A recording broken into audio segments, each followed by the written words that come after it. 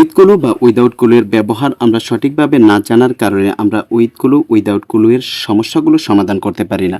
আজকে আমরা with clue এবং উইদাউট ক্লু এর ব্যবহারগুলো কিভাবে কোথায় ব্যবহার করতে হয় এটা শিখব। দেখো, প্রথমে আমরা নাউন কোথায় বসে এই জিনিসটা আমরা শিখব। নাউন কোথায় বসে, একটি সেন্টেন্সে নাউন কোথায় কোথায় বসতে পারে আমরা সেগুলো প্রথমে ইনক্লুড করেছি। দেখো, বলা হয়েছে প্রথমে সাবজেক্ট হিসেবে নাউন বসতে পারে এবং অবজেক্ট হিসেবে নাউন বসতে পারে। সেন্টেন্সের সাবজেক্ট অর্থাৎ সচরাচর সাবজেক্ট প্রথমেই থাকে, অর্থাৎ প্রথমে সাবজেক্ট হিসেবে যদি কোনো একটি ওয়ার্ড থাকে সেটি নাউন হয়ে, এবং শেষে যদি অবজেক্ট হিসেবে কোনো একটি ওয়ার্ড অবজেক্ট সাবজেক্ট এবং অবজেক্ট হিসেবে কি নাউন বসতে পারে। তারপর বলছে প্রেপোজিশন এর পরে, প্রেপোজিশন পরে in, on, of, for, above, after এদের পর প্রেপোজিশনের পরে নাউন বসতে পারে প্রেপোজিশন। তারপর হচ্ছে পজেসিভ প্রোনাউন হিজ, হার, দেয়ার, তারপর হচ্ছে মাই, এগুলোর পর পজেসিভের পর নাউন বসে এবং ডিটারমিনারের পর নাউন বসে। ডিটারমিনার কোনগুলো? দিস, দ্যাট, দিস, দোজ, এগুলো। এই ডিটারমিনারগুলোর পরেও কি বসে? নাউন বসে। আর্টিকেলের পর নাউন বসে। আর্টিকেল এ অ্যান্ড দা এদের পরও নাউন বসে এবং অ্যাডজেক্টিভের পরে নাউন বসে। এগুলো যদি কোথাও থাকে তাহলে উক্ত স্থানে আমরা উক্ত গ্যাপে নাউন বসাবো। এখন দেখো, প্রথম এক্সাম্পলটা বলা হয়েছে রহিম গোস টু মার্কেট। এই যে এখানে রহিম আছে, রহিম সর্বপ্রথমেই আছে, তার মানে আমাদের সাবজেক্ট হিসেবে এখানে নাউন বসেছে। তারপর দেখো, বলা হয়েছে I have lost my pen. এই যে মাই একটা possessive pronoun, my possessive pronoun এখানে এই জন্য পেন একটি নাউন হয়েছে। তারপরে বলছে দিস বুক ইজ, এই যে দিস একটি ডিটারমিনারের পর এখানে বুক আছে, এই বুকটা একটি নাউন, ডিটারমিনারের পর কি বসে? নাউন বসে। তারপরে বলা হয়েছে হি ইজ আ স্টুডেন্ট, এ একটি আর্টিকেলের পর স্টুডেন্ট একটি নাউন, এটা নাউন হয়েছে। তারপরে বলা হয়েছে she is a beautiful girl, এই যে বিউটিফুল সুন্দর, গার্ল নাউন, তার মানে এটি একটি নাউন, গার্ল একটি নাউন। তাহলে এখানেও নাউন বসেছে বিউটিফুল অ্যাডজেটিভের পর। তাহলে আমরা উপরের এই ঘটনাগুলো থেকে শিখলাম যে কি আর্টিকেলের পর, তারপর ডিটারমিনারের পর, পজেসিভের পর, প্রেপোজিশনের পর, অ্যাডজেটিভের পর, এদের পর নাউন বসবে একটি সেন্টেন্সে। তারপরে 2 নম্বরে দেখো অ্যাডজেটিভ এর ব্যবহার।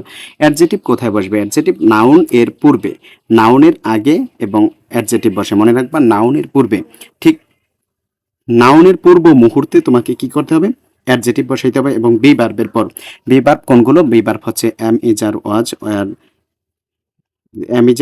ওয়ার, এগুলো বি ভার্ব। এই বি ভার্বগুলোর পর সেখানে আমরা অ্যাডজেটিভ ব্যবহার করব। যেমন নাউনের পূর্বে, নাউনের ঠিক পূর্বে অ্যাডজেটিভ বসে এবং বি ভার্বের পর অ্যাডজেটিভ বসে। যেমন এখানে এক্সাম্পলে দেখো, he is a dash good student. এই যে স্টুডেন্ট একটি নাউন, এটার আগে পূর্বে মানে আগে, গুড একটি অ্যাডজেটিভ। নাউন প্রোনাউনের দোষ গুণ ত্রুটি প্রকাশ করে, ওইটা হচ্ছে অ্যাডজেটিভ।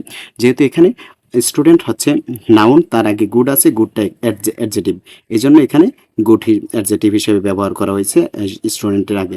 তারপর দেখো, বলা হয়েছে দ্য ফ্লাওয়ার ইজ, এখানে বিউটিফুল। এই যে দেখো, ইজ একটি be verb, am, is, are, was, were, এগুলা বি ভার্বের পর এই যে বিউটিফুল সুন্দর, এটা একটা কি?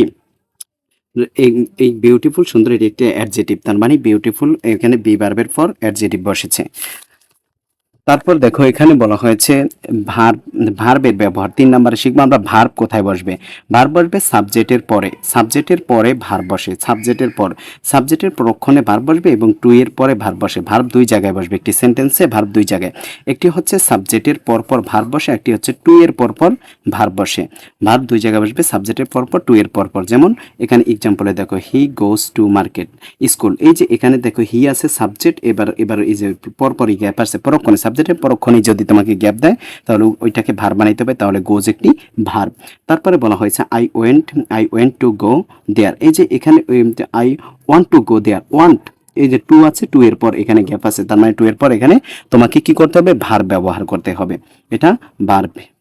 এবার আসো, তারপরে অ্যাডভার্বের ব্যবহার। অ্যাডভার্ব কোথায় বসবে? অ্যাডভার্ব মোট 1 2 3 4 5 6 জায়গায় বসে। প্রথমে হচ্ছে সাবজেক্টের পর অ্যাডভার্ব বসে। মনে রাখবা, সাবজেক্টের পর গ্যাপ থাকলে ওখানে অ্যাডভার্ব বসাবা, সাবজেক্টের পর। এখন বলতে পারো সাবজেক্টের পর সাবজেক্ট এবং ভার্বের মাঝখানে, আর কি সাবজেক্ট এবং ভার্বের মাঝখানে অ্যাডভার্ব বসে। নাউনের পরে অ্যাডভার্ব বসে, সাবজেক্ট ও ভার্বের মাঝে অ্যাডভার্ব বসে।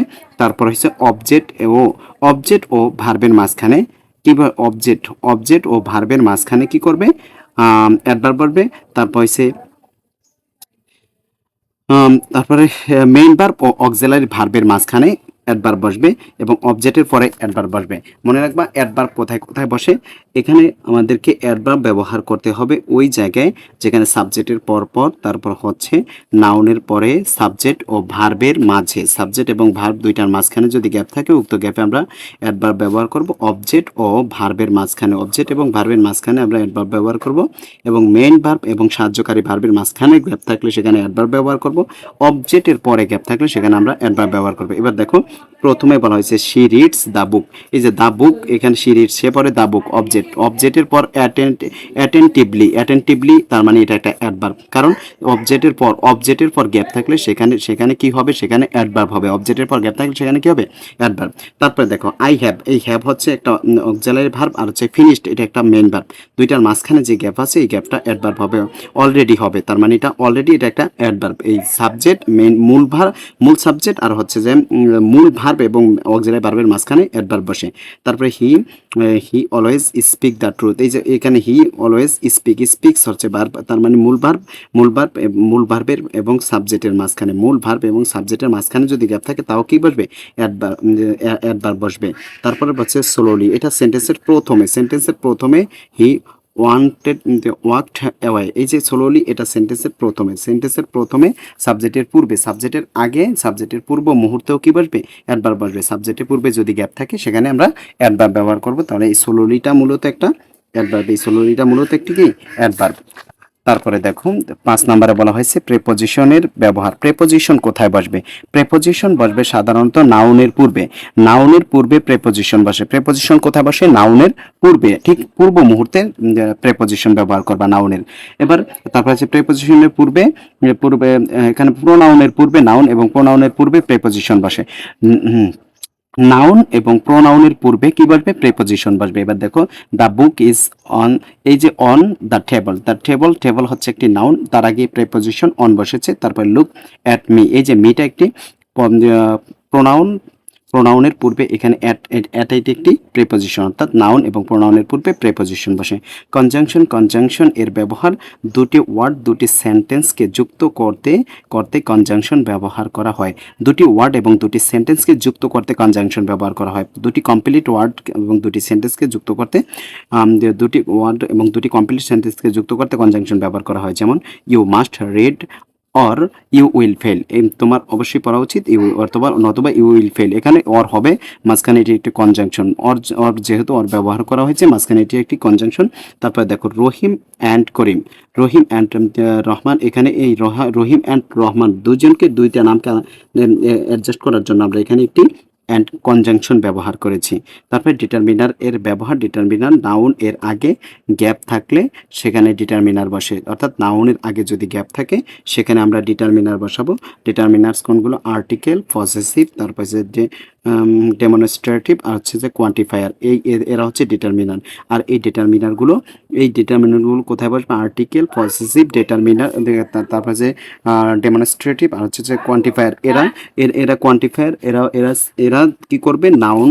নাউন এর আগে বসবে। দেখো আই হ্যাভ ফিউ ফ্রেন্ড, এই ফ্রেন্ডস হচ্ছে নাউনের আগে ফিউ একটি ডিটারমিনার। তারপর হচ্ছে দিস ইজ মাই পেন, এই যে পেনটি একটি হচ্ছে নাউন, এই নাউনের আগে মাই একটি ডিটারমিনার। আশা করি বুঝতে পেরেছো। এই টাইপের আরো গুরুত্বপূর্ণ ভিডিও পেতে ভিডিওগুলো লাইক, কমেন্ট, শেয়ার করে আমার সাথেই থাকো।